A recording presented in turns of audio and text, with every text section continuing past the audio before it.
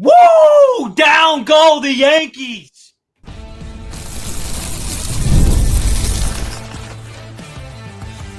You are Locked On Blue Jays, your daily Toronto Blue Jays podcast. Part of the Locked On Podcast Network, your team every day. Welcome back to Locked On Blue Jays. Thank you for making Locked On Blue Jays your first listen every day. We are free and available wherever you get your podcasts, down on YouTube, part of the Locked On Podcast Network, your team every day. As always, I'm Brayden Wasco. He's Carter First. You can find us on Twitter, Brayden5 Wasco. Carter First, too, as well on our main Twitter account, at Locked On Jays. You can follow us on Instagram and TikTok, at Locked On Blue Jays.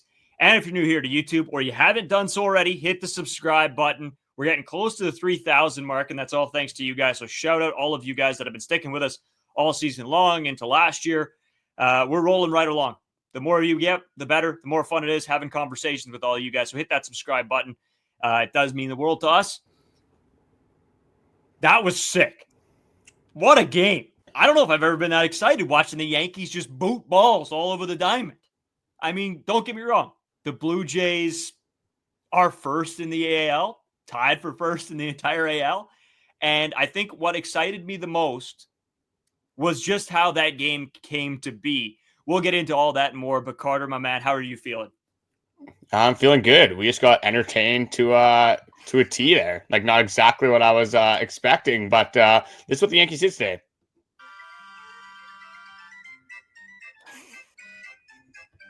That's what we got to witness the New York Yankees do on the baseball diamond today. It was an absolute clown show. It was an absolute circus act, and it was absolutely awesome to see how fired up Boone got in that dugout as well. You had two Yankees coaches get kicked out, some interesting strike calls, but at the end of the day, it's not the umpire's fault that, Cody Bellinger's losing balls in the lights at the Rogers Center. Just a hilariously funny game and a very good outcome, obviously, for the Toronto Blue Jays. Some people actually might be happy that the Toronto Blue Jays did not sweep the Yankees and they don't have to listen to the siren that you like to play every single time that there's a sweep. But credit to the Blue Jays for absolutely wiping the floor with the Yankees once again. It was unbelievable. I mean, we'll get into the whole Boone situation and what happened there. Apparently, you can get mad at umpires for bad defense. So, I don't know. But a lot to get into today. Obviously, we're going to talk about the game and how that happened. The defensive woes from the Yankees. Obviously, a series preview. It's absolutely another massive series incoming here. So, we'll get into all of that. But, Carter, you know what? I guess we just got to start with the ups and downs of this game, right? I think we knew it was going to be a dogfight, the rubber match of this series. And I was a little bit concerned. I saw the lineup come out and my boy, top of the list, I was like, what's going on here? He's been good. He's been fighting off balls. For those of you that don't know, David Schneider is who I'm talking about. Was number one in the batting order. And I was a little bit concerned. As good as he has been with working counts and trying to get on base, I wasn't sure what we were going to get there, but it all goes the Toronto Blue Jays way today. I guess, where do you want to start, Carter? Do we just want to start with the Jason Dominguez home run? When he hit that, I'm like, oof. I might be a little worried here. That was in the second. I thought Chris Bassitt looked good, though. Like, his stuff really looked good today. But I was like, man, is this one of the days where the Yankees bats are just going to heat up and cook the Jays? Well, evidently not, but that's the worry I had in my head, at least. Yeah, that's exactly where I want to start this. Chris Bassitt gives up 3 hits in the baseball game, and all 3 of them are home runs. That's usually not the greatest thing of all time, but when you're limiting damage, when only one of them has runners on base, solo shots really aren't going to kill you. So that is something nice that we saw from Chris Bassitt. Was able to command pitches. The biggest thing with the Yankees is that this is a home run hitting ball team. You do not want to give them free passes, especially when they were kind of struggling to see a lot of Chris Bassitt's pitches. The sinker was on again, moving that through all 4 quadrants in this game. What we've really seen from Chris Bassitt this year is relied on the sinker cutter curveball combination. Kind of did that again in this game here. Just an absolute vet outing, an outing that you really needed. He knew how important this series was. He isn't a winner. He has one goal in mind. He wants to win a division. He wants to make a deep playoff run. He knows the woes that this team has had in the wild card. So I think he really stepped up today, especially against, Max Fried on the other side. The Toronto Blue Jays do get to him once again, But was one of the best left-handed pitchers in the league. Chris Bassitt knew going into this game that he was going to have a very good outing, and that's what he did. First time this season working into that 8th inning, 8 strikeouts, no walks, those 0 walks being one of my biggest stat lines of the game. And just, an interesting little stat line with the 3 home runs. One thing that I do want to talk about from the Chris Bassitt outing is I guess we'll just jump into some of probably the only decision that we'll have to talk about here is just how you deal with Aaron Judge. I said it at the start of the series, when you're dealing with the Yankees, if Aaron Judge ever has a chance to hurt you whatsoever, don't pitch to him. Let anyone else on the New York Yankees hurt you and do damage against this ball team. Don't really know why John Schneider is allowing Chris Bassitt to throw to Aaron Judge when there's a runner on base. One swing of the bat can tie a baseball game, especially when he's done such a good job at kind of mitigating what Aaron Judge has done in the series up to that point. Chris Bassitt doesn't really help him out either. Those 2 sinkers kind of right over the middle. You can't do that to Aaron Judge as well. But I just want to know your overall thoughts. Probably the only negative thing I really have from today is just that one decision from John Schneider. Yeah, we might as well get the one negative out of the way. I do have another one, but I'll save that. In this situation, not thrilled that you pitched to him. And I think if it's earlier in the game, I'm not worrying about this at all, because I think then you have faith in your hitters that they can battle back if need be, and you go after them. That's fine to me. This was getting a little bit late into the ball game for me. I think as soon as you get in the 5th, 6th inning, if you're having to make a decision there, I think you always maybe be on the safer side and you just say, hey, put him on. Let's battle the next guy. Don't worry about it. We don't want to face Judge. So, I wasn't thrilled about that. Was it the end of the world for me? I saw a lot of people freaking out. Why are you pitching to him? Why are you pitching to him? Again, it's a confidence level of your pitcher too. Do you want to just sometimes sacrifice it on a guy that's had a pretty good day so far? I don't know. I didn't love it. I think that situation could have been handled better, but I don't also think it's the end of the world. And that's with hindsight being a little bit 2020, because I'm obviously the Blue Jays came out on top and it didn't affect them. If we end up losing that game, maybe I feel differently. So I'll fully acknowledge that I might be feeling differently if this game goes the other direction. Yeah, you just know how good Aaron Judge is. The only player in all of baseball that I have this approach to is that he's the best hitter in all of baseball. Why let him be the one to kind of hurt you? And I don't think that's one of those things that shouldn't have to have a 2020 hindsight thing. It's just if you see Aaron Judge and he has the opportunity to do damage in a ball game, just don't even risk it. It's just not worth it whatsoever. And then we see it with the hindsight here is that if you don't pitch to him there, it's instead of a 2-run home run, it's just runners on 1st and 2nd. So I don't even know why you're taking the risks there in the first place. So you can't obviously let everything kind of play out and then comment on it after. You got to make decisions based off of what you've seen in the past. And Aaron Judge has been a Toronto Blue Jay killer in the past. So why let him kind of do that again? But moving on to Justin Brule, if we're going to talk about another Aaron Judge at bat, Aaron Judge comes up with multiple runners on 1st and 2nd. We got Justin Brule in the game here. Brendan Little obviously not available. I thought he might be pitching 3 out of his last 5 games, but obviously they wanted to rest him a little bit as well for this game. That's another credit to Chris Bassitt taking this team into the 8th inning. You didn't have to use a lot of your relief pitchers, especially your 2 major guys. 2 of your 3 major guys were down, obviously, for this game. But in that Justin Brule at-bat against Aaron Judge, I'm not going to lie, I was very nervous in that at-bat because that's the scenario where if he does hit a home run, you're still up 1 run in the game. So I don't mind going after Judge there, and clearly that one worked out. But Justin Brule, you wanted Yariel Rodriguez in that situation when it was his 3rd hitter. You had to pitch against Aaron Judge. So, I was on the edge of my seat, but credit to Pete Walker for going out there. I think pretty much what he said was, hey, throw this guy sinkers, throw him on the outside part of the plate. If you lose them, you lose them. Not the end of the world. Again, just don't give him anything right over the middle to hit. The first pitch is a sinker right over the middle, which again scared me a little bit. But right after that, Justin Brule dials in, does get the double play ball. Ernie Clement, just one of the quickest releases in the game. So credit to him there as well. But again, in one of the biggest series of the year for the Toronto Blue Jays ball team, you're relying on Justin Brule to get an out or get multiple outs against the best hitter in all of baseball. So it's just crazy how the Toronto Blue Jays have continued to do it with whoever they throw in these situations, kind of in the narrative of the entire season. Yeah, and a couple things there for me specifically. The Brule situation, I thought maybe they would just turn things over to Y-Rod and let him cook, to be honest. I sort of that was the feeling for me. Like, hey, if he's got to go 2 innings here, maybe just let him buzz. The guy's been electric. But in the same comment, maybe not the best game planning when you see that Aaron Judge is coming to the plate, that a guy can do damage late in the ball game. Maybe you don't go, instead of going 7 1/3 for Chris Bassitt, maybe you pull him one early and then you go, or you go straight to Y-Rod, like I said, and so you don't have to worry about Brule facing Aaron Judge. But again, hindsight, I guess, we won, so who cares? But in the grand scheme of things, later on, this could bite you, right, with these decisions. The other thing about the Judge at bat is just the pitch sequencing and the pitch selection, right? You know that you can walk him. You said it. That is a great approach to have, and I think nice for Brule going into that situation is like, hey, if this goes bad, it goes bad. Let's just make sure that we don't give him anything super over the heart. Try to keep everything to the outside, and like I said, if you walk him, you walk him. But we haven't even got touched, Carter, on... I want to quickly jump into one more thing. I just about Justin Brule here. The reason that John Schneider's throwing him in the situation is you have Trent Grisham, you have Cody Bellinger, you already have an out in the inning. You're assuming that he can at least get one of those lefties. In worst case, Aaron Judge is hitting with one guy on base. Obviously, they did not anticipate that you'd have to hit with two guys on base.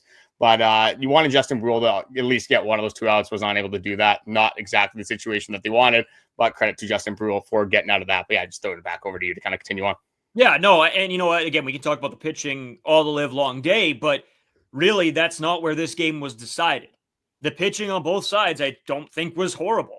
Max Fried, I mean, what are you going to say about this guy? You're going to say, oh, it's terrible? No. You got to look at what happens around the rest of the game.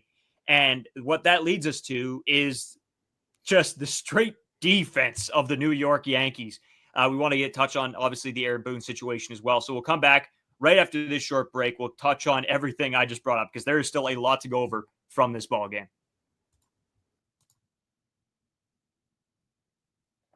Today's episode brought to you by someone new, Game Day Hue. And so I'm wearing hats all the time, and Game Day Hue makes hats and great ones. They're literally awesome. They are the perfect golf hat for me. Game Day Hue makes clean, no logo gear with team-inspired colorways for every pro and college fan base. It's all about letting your color speak for you. No giant logos, just smart, versatile style that works on a game day, on the course, or wherever you are, or anywhere in between. They are fantastic. I said I got one of their hats. It is strictly my golf hat now because it's super breathable. It's so sturdy. It's just clean. Sometimes, if I'm wearing something and I'm like, oh, I sort of like my hats to go with what I'm wearing. It makes it just look very, very clean, pristine. It is the perfect golf accessory. Right now, you can get 15% off with code MLB15 at GameDayHue.com. That's GameDayHue.com. The code even stacks on bundle deals. So now's the time to load up. Let the colors talk because color speaks louder than words. That's Game Day Hue, code MLB15. Today's also brought to you by Farm to Fork. I talk about Farm to Fork all the time. Shout out Ross Levitan for putting me and Carter on to Farm to Fork. He had us out for some steaks one day. We watched some hockey. And I asked him, I'm like, no, dude, where are these steaks from? These are unbelievable. And he goes, actually, they're one of our local sponsors. And you know what? We liked them. We reached out to Farm to Fork. They hopped on with us as well. And if you're a fan of premium, locally farmed meats delivered straight to your door, I've got some exciting news. Farm to Fork makes it easy to get high-quality steaks, air-chilled chicken, wild-caught seafood, and more, all with no antibiotics, hormones, or GMOs. Plus, everything comes flash frozen, individually packaged for your convenience. All Farm to Fork meats are raised on Canadian farms. So when you order, you're supporting local producers. It's time to buy Canadian. Like I say all the time, that is massive right now. So make sure you guys do take advantage. I've got a special code just for you. Use code LOCKEDON40 to get $40 off your first order at Farm to Fork. Visit farm2forkdelivery.ca to start stocking up on the best meats around. Again, LOCKEDON40 for $40 off your first order. Farm to Fork, delicious locally farmed meats straight to your door. All right, Carter, a couple plays. Let's just talk about the Yankees defense entirely here because the Blue Jays played a better game offensively than the Yankees, but this game really came down to just some absolute blunders defensively by the Yankees. And it wasn't even in some of the big plays. It just, they make an error and then it comes back to bite them because the Blue Jays take advantage. And that's something in every baseball game. I was just talking to our sports director at CJOB, Kelly Moore, and he said this. He said, you know what? If you give a team 4 outs, they're going to do a whole lot more damage than a team with 3 outs. So, just a massive, I guess, the ability to take advantage from the Blue Jays here, because they could have let some of these squeak by through the cracks, and, they give you an error, but then you don't take advantage and you sort of end up kicking yourself. But this game wasn't one of them. Every time the Yankees made a mistake, the Blue Jays went for the throat. They were like, hey, this is the time. We got to get something done here. And they did. Carter, I think the big play has to stand. Well, first of all, the Davis Schneider steal to second, goes to a video review, gets in there safe with, I think, the tip of his finger. Then, ball gets hit, throw home. Davis Schneider comes home. Catcher goes for the tag, drops the ball. George Springer ends up coming home as well. Probably one of the biggest plays of the ball game, puts the Jays right back in it. And that's not even the worst of the defensive plays. I just think as a catcher there, you can't drop that baseball, right? You got to make sure you have that. And then to allow the second run to score, yikes, dude. Yeah, see, I'm not blaming the catcher there. I'm blaming Max Fried. That's a absolutely horrific throw to the catcher. It's a tough one hop on the backhand side of the glove. You got to go again, cross the plate, make that tag. That's a tough play for a catcher. It's a tough play for Max Fried. It's not the easiest play he's going to have to make, but that's a ball, at least that from the catcher in this scenario. Was it Austin Wells in the game? I can't remember who was behind the plate for the Yankees here, but that's a play that you got to at least keep the ball in front of you, because George Springer absolutely heads up play to him. And that's just continues on with the conversation I want to have, is just about the MOs of both these baseball teams. But George Springer, seeing that the ball gets away, quickly hustling home. Like, this is a different conversation that we might have had. Because it's Vladimir Guerrero Jr. in a big spot once again. And what does he do? He rolls over a ball, swinging bunt down the third base line. Not exactly what you want your superstar doing in a big scenario, but you get helped out a little bit by the New York Yankees here. And this is just like a little bit of what these teams have both done this year. Looking even at this series in totality, home runs wise, New York Yankees are a slugging team. They're going to hit a lot of home runs. In this series, they hit 7 home runs. Toronto Blue Jays, they've been more of a small ball team. They have hit gaps. They have had the big hits, but they haven't necessarily hit for a ton of power as a team in totality. They have 1 home run in this game. New York Yankees defensively, this is an interesting conversation I kind of want to continue on as well. They said it was just kind of a last year thing. Said, we're getting rid of some players. Juan Soto, not a very good defender. Gleyber Torres, one of the worst second basemen, defensively at least, in all of baseball. And Aaron Boone went on to say it was more of a personnel thing. It's not really an organizational thing. And now you have Anthony Volpe at shortstop, who has one of the most errors in all of the major leagues, especially at that shortstop position. You have Jason Dominguez, who might be the worst outfielder I have literally ever seen in my entire life. Peraza's not very good at third base. Jazz Chisholm making some mental mistakes time and time again. Ben Rice, not a very good first baseman. So that's what kind of happens when you have some of this slug. Traditionally, a lot of the time when you got a guy that can slug very well, might not be the greatest defender. So that's why you saw 7 errors in a 3-game series from the Yankees against the Blue Jays. The Jays have 2, and obviously the Jays take 2 out of 3 in this series. But there's a million errors that you can go over. There's Cody Bellinger. Again, is this an error? Is it not? Yeah. Loses the ball in the lights. That definitely cannot happen. A ground ball, again, to Ben Rice. He can't really get a glove on it. Kind of hits it forward. Allows Miles Straw to score as well. That's another error there. There's so many down the list that you can continue to go on. Vladimir Guerrero Jr. this one doesn't really matter because Bichette absolutely sends a ball into oblivion. But Vladdy hits a ball kind of the left center field. Jason Dominguez just has no idea how to field a one-hopper in the outfield. It's just little plays like that where aren't necessarily the hardest plays to make, but the Yankees really shooting themselves in the foot with the Toronto Blue Jays team that are very hard outs to begin with, not just because they don't strike out, because they are very good at seeing pitches, very good at fouling off the tough pitches, having quality at-bats. You give the Toronto Blue Jays, at least the 2025 Toronto Blue Jays, like you said, 4 outs compared to 3. In some instances, they've had 5 outs in this game. They're going to do damage, and they're going to come up clutch like they have been all season. We saw that again today. Yeah, dude. Oh, by the way, it was a Scara behind the plate for this one. But, and going back to that one, the tag, yeah, tougher play in general, I think, for both players. I think it's not so much the first tag that he necessarily has to have, but letting that ball get so far by, allowing the second run, right? In that case, it's just situational awareness. And I want to go back to that play in specific. So George Springer comes home on that play. Great heads up baseball. We talk about it. The running IQ of George Springer on the base paths is really good. But on that same play, Vladimir Guerrero Jr. gets to first base, sees that ball go by, and is standing at first base the whole time. Frustrating. And it's not the end of the world thing, But hey, take the extra base. This team is so good at taking the extra base, getting into situations to score. Take that extra base, get going, heads up baseball. But anyway, it was a great play all around from the Blue Jays. David Schneider makes that happen, tries to push home. I thought he was gunned. I thought he was dead to rights. Goes the other way. Yeah, and I think the one to Jason Dominguez, I think you were talking about, gets through him, sort of gives it a boot. Then he throws it into second to Jazz Chisholm, and he boots it too at second base. Like, what is going on? I had my buddy in the studio with me. We were watching the game together, and he's not even a big baseball guy. He goes, I've watched 2 innings of this game. This is the worst defensive team I've ever seen in my life. And I'm like, yeah, that's the Yankees, man. And it's so nice, right? Going from, we complain as Blue Jays fans all of last year and this year, you got to get away from this defensive mindset, blah, blah, blah.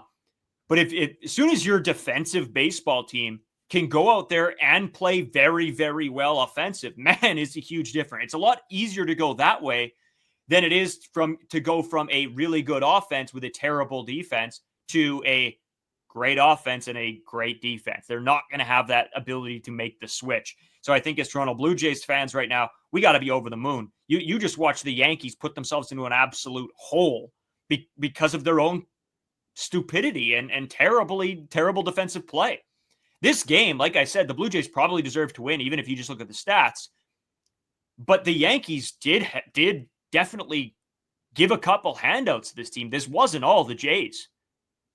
Oh, when you make 4 errors in a game, how can it really all be the Jays? If I'm a New York Yankees fan in one of the biggest series of your ball year, especially when you got swept the time before when you went to the Rogers Center, and you see this, this is giving me PTSD to the World Series again. This is a problem that I've been seeing for multiple years in a row now, and the want and need to fix it in the organization, and just the lack of wherewithal to really go out and address it. Kind of doing the same thing in a sense of what the Jays did to us last year. It was like, oh, it's still early. It's like kind of the gaslighting a little bit.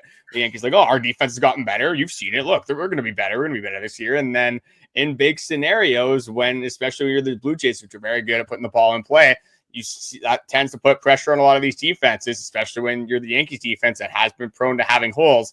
And you saw that get exposed immensely. So that's one thing we got to give credit to this ball club for sure is defensively. And that's without Daulton Varsho. That's without Andres Gimenez. You could have 4 or 5 Gold Glovers on this team, especially if those 2 guys were going to be playing. Like Alejandro Kirk, at least a finalist. Ernie Clement might be the utility Gold Glover. Vladdy, I don't think about a Gold Glover, but this series, he was really good defensively. I got to give him his props because when he does make boneheaded errors, we do kind of grill him a lot here. He made a lot of good plays in this game. Even that stretch that Leo Jimenez on the first play of the game, unbelievable play by Leo, by the way, to get that ball. But even Vlad, that little extra stretch doing the splits, takes a hit away from Trent Grisham early on, has a ball that's hammered to first base, knocks him over, still makes a strong throw to Chris Bassitt. Another nice play on the backhand, makes a good throw to Chris Bassitt once again.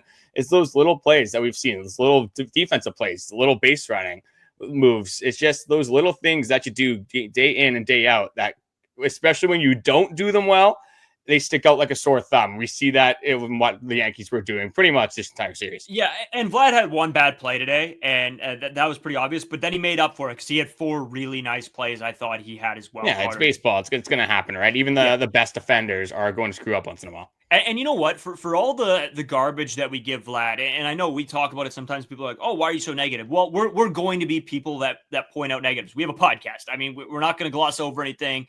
We're not going to, not give guys a little bit of grief when it needs to be.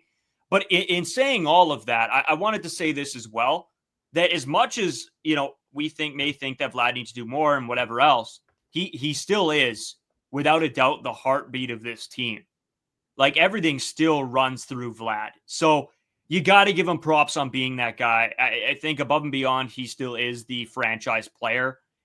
Everything goes through him. He takes a lot of the media credit. There's a lot thrown onto him. I'm not saying that as an excuse, but I'm saying that as much as we complain about this guy, he's still our guy, and he's going to be our guy for a long time.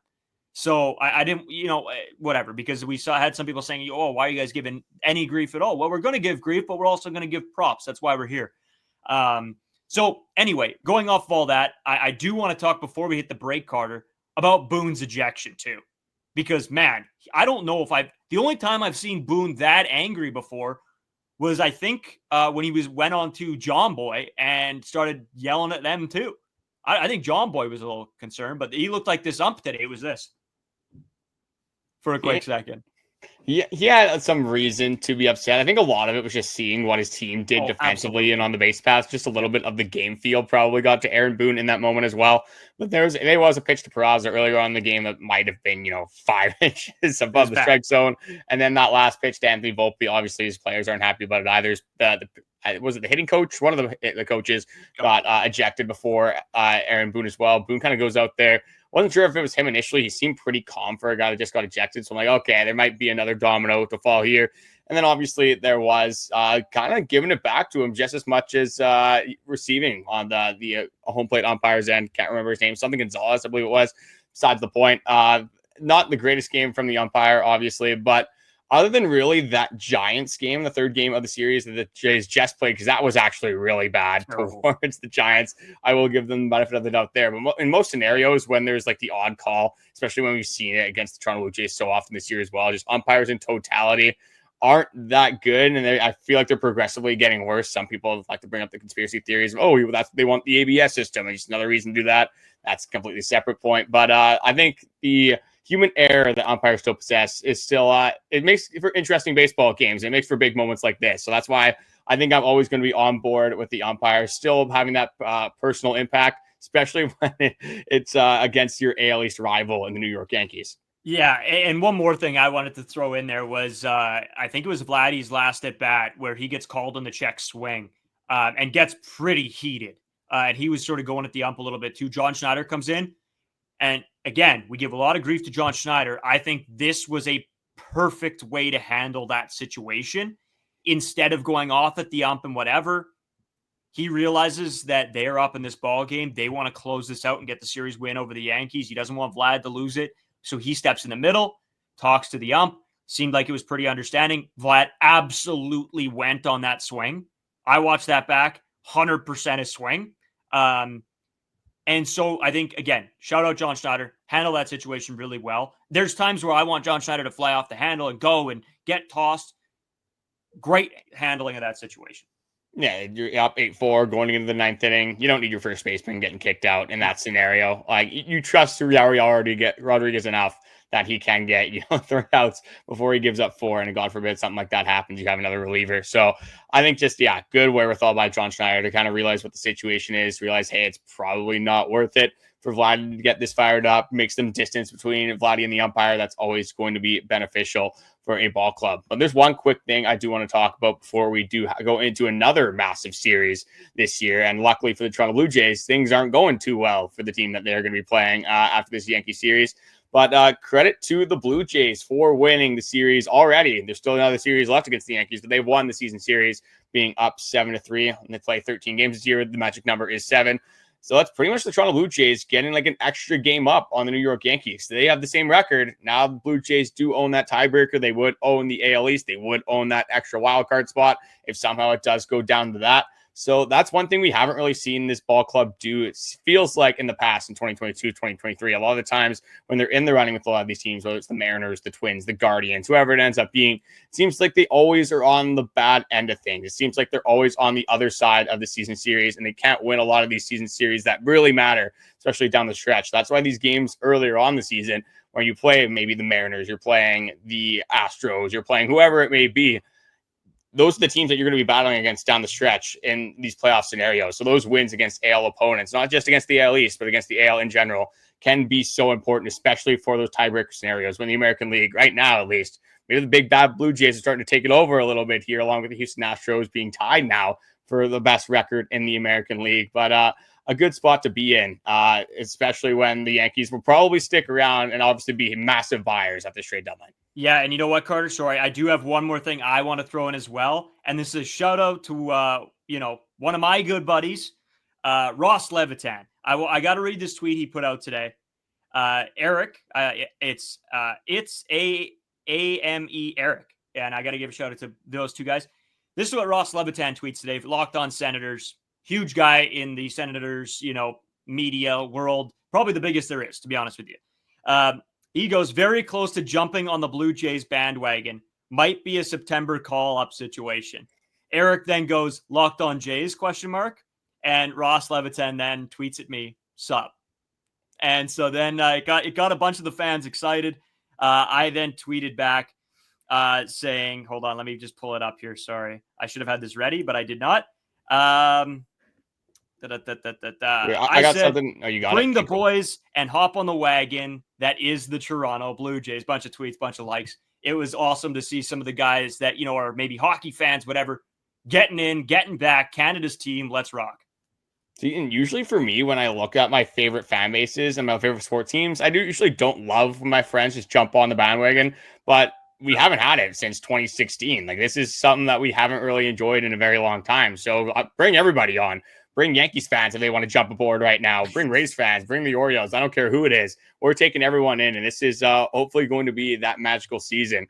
It just, something feels a little bit different in the air this year when you're looking at the Toronto Blue Jays. Just, again, with the production they're getting from everyone, with the trade deadline acquisitions that we hope to have, with maybe Vladdy will, the clock will strike 12 and Vladdy will find the shoe that fits, and he'll finally kind of heat up a little bit. We'll finally see some power. I think that's the last domino to fall. If we can somehow, again, it's a big if, but if Vladdy can figure it out, this team is going to be very dangerous in the playoffs and do crazy things. And hopefully it will be a season that we do remember for a very long time.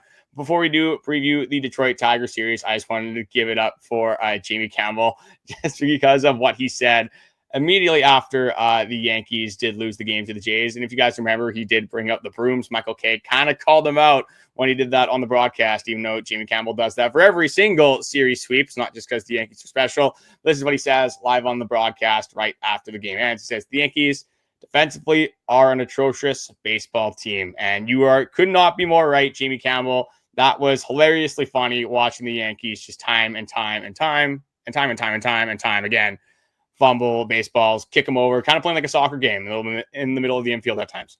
Yeah, it was that was fun. I like to see personality, especially on these broadcasts. Jamie Campbell getting a little heat up, getting a little fired up.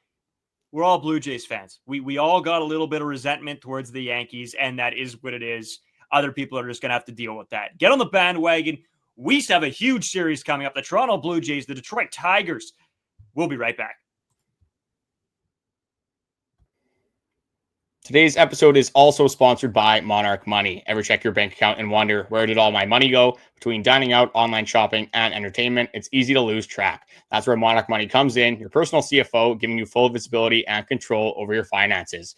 Monarch Money isn't just a budgeting app. It's a complete financial command center. You can track all of your accounts, investments, and spending all in one place. So you can stop just managing your money and start building wealth.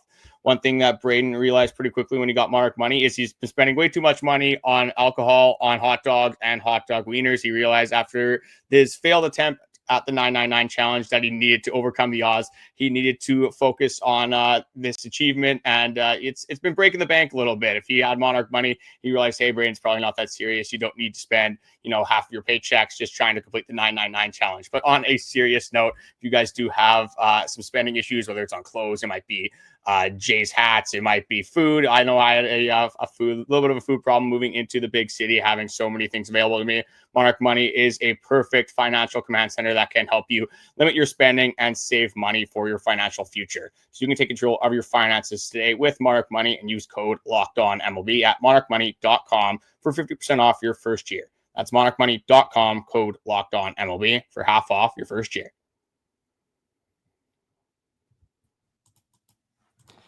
So, Carter, just continuing on, we obviously got to get into the series preview. Blue Jays, Tigers is going to be a huge one. The Blue Jays looking to get the sole stranglehold on first place in the AL, obviously tied right now with the Houston Astros.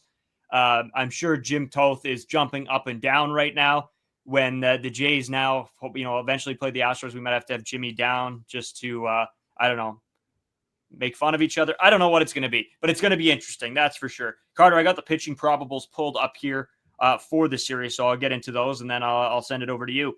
Game 1, Eric Lauer, the Lau Show versus Reese Olson. Game 2, Jose Berrios versus Cater Montero. Game 3, Kevin Gausman and the big bad Tyreek Skubal. And Game 4, Max Scherzer, Jack Flaherty. This is a crazy series, and if it was a week ago, I would be shaking in my boots. But for those of you who don't know, the Tigers just got swept by the Pirates. That's got to be tough. But that's not saying they won't bring their best when facing the Toronto Blue Jays. So you can't really take anything away from those games besides, hey, they're a little bit of a losing streak. Eventually, they're going to want to figure that out, and they're going to put their nose to the grindstone and really try to come for this Blue Jays team that has now taken over the lead against them in the AL here. Yeah, not a great stretch for the Detroit Tigers whatsoever. And this does date back to before the All-Star break. They get swept by the Seattle Mariners going into the All-Star break on a 4-game losing streak. And then since the All-Star break, they lost 2 to the Rangers, won the third one 2-1. And then, like I said, got swept by the Pirates, lost 3-0, 8-5, and 6-1. So some not amazing scores, to say the least, from the Detroit Tigers, losing 9 of 10 going into a Toronto Blue Jays series, where the Jays have won 18 of their last 23. A little bit different experiences going on, whether you're in Detroit or whether you're in Toronto. So a very good opportunity now, especially with the Detroit Tigers fumbling a little bit, and this opportunity to get a bye in the AL right now. Didn't really think the Toronto Blue Jays would be in this position, but that's a team that you're going to be competing against. I think the Tigers, for me, are pretty much a lock to win the Central. So that's going to be a team that is going to be competing for you or with you for that bye. And if we know anything about the wild card round, I think everyone a part of the Toronto Blue Jays, whether it's a player, coach, fan, I mean, maybe you named your dog after Bichette or something like that. I think Blue Jays dad did that. Credit to him. But I think everyone would be very happy if you just avoided a wild card series. And it all kind of starts right here against the Detroit Tigers. For me in this series, like usually if I'm looking at the pitching matchups, I would be scared of Skubal. I still am scared of Skubal, but you just beat Rodon. You just got to Max Fried the last 2 times you played a lefty. I know Skubal has his changeup is disgusting. Him touching, 99, 98 consistently. It's going to be a very tough task. But with the Detroit Tigers fumbling right now, I'm pretty confident about this Toronto Blue Jays team. And I don't know if I want to go for kind of the reverse jinx, or if I want to say what I think is actually going to happen. I think the vibes can't really be stopped right now. So I'm just going to say what I believe is going to happen in this series. I think the Blue Jays win 3-1. And I think they are going to beat Tyreek Skubal in that game. The one pitching matchup that I don't know if I necessarily love is actually the last one. It's Max Scherzer against the Detroit Tigers. I feel like we're going to have a very good series. We're going to win 3-1, but it's going to be one of those that you lose the last game. And it's like, oh, did we really have that good of a series? But yes, in retrospect, if you win 3 or 4 against the Tigers, that is a very good series in my book. No notes. That's exactly what I had. Down to everything that you said. 100%, which is wild. Me and you, usually, we're on the same wavelength, usually on the number of games, but maybe not the exact matchups. Yeah, that's it. I think the Blue Jays, this is the moment that they can take advantage and get a stranglehold on the AL in general. So I'd love to see it. I want this to continue. Yeah, I got one more quick thing to assess, the telekinesis we got going on. If there's a second game that you think the Toronto Blue Jays might have a little bit of trouble with, whether it's any of these games, which matchup is it for you? Because I have one in my head that's I kind of thought, hey, this might be the other one that they lose. If they are going to lose, I think it will be 3-1. But there's one pitching matchup for me that just has a little bit of uncertainty. Game 1. Okay, it wasn't game 1 for me. It was the Berrios start. I think Montero, for some reason, the Jays not knowing him very well. I think that could cause some concern, but I'm still going 3-4. But yeah, it's kind of crazy sometimes just how we are on relatively similar thought paths, especially when you talk about a Blue Jays baseball team 5 days a week. Who would have thought we might, have some similar takes on a podcast, especially living together as well.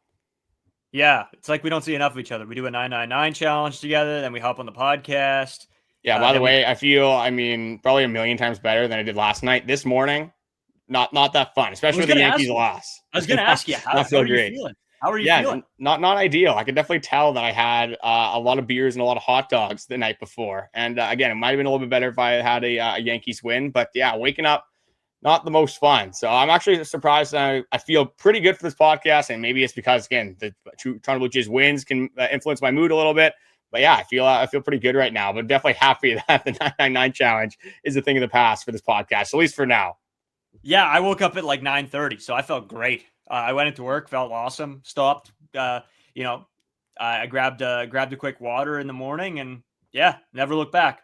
So and I think the podcast went pretty well. I did watch that short back I did. You could tell I did some sort of challenge in that one. Maybe not the the best look that I've ever had for the podcast. But it was a lot of fun, obviously, being on that live stream. A lot of fun watching just a battle of a series against an AL East opponent, especially when you come out on top against the Yankees. I've said it before. I'll say it again. These Yankees wins feel just a little bit better, not even a little bit better, a whole lot better than a lot of these other wins. The wins feel good in totality, but it's just so much better, especially when these Yankees fans are crying all over Twitter, or and like, you know, people are getting mad at John Boy, people are getting mad at these podcasters, they're going in Twitter fights. I just absolutely love to see the kind of demise and the chaos going on in Yankees land right now. Hey, you know, we're in that boat. If this ended up turning the other way, we'd have people in our comment section be like, I hate all you podcasters. It's well, you know. I got one more thing to end off this this episode. Sure. That, some people were like, oh, this is the Toronto Blue Jays World Series. And for that, I'd be like, oh, well, you might think it's Toronto Blue Jays World Series because this is probably a little bit of familiar things that you've seen from a World Series, the amount of errors that your baseball team is making in a big moment. So, yeah, credit to the New York Yankees for losing once again in their World Series. Yeah. All right. Well, we've been going 42 minutes because me and you we're like, hey, we just did a 3-hour live stream. Another podcast is short. We might as well take this one long too, right? If we're going to make a week of it, we might as well make a week of it. I mean, there's so much to talk about. Like, there's just the vibes. If we say it every single episode, it seems like the vibes couldn't get any higher, but they continue to get higher with every single win. The Blue Jays are 14 wins away from matching their 2024 win total. That's disgusting. Like, that is criminal. Thanks for watching, everybody. We appreciate it. Hit the subscribe button if you haven't already. Leave a comment. We want to know your thoughts, your feelings down below. Hit us up on Twitter. You know, any of your questions, if it's throughout the game, whatever it may be, we want to chat with you guys all the time. So hit us up on Twitter, the comment section, wherever it is. Have a good one. We'll be back with you tomorrow.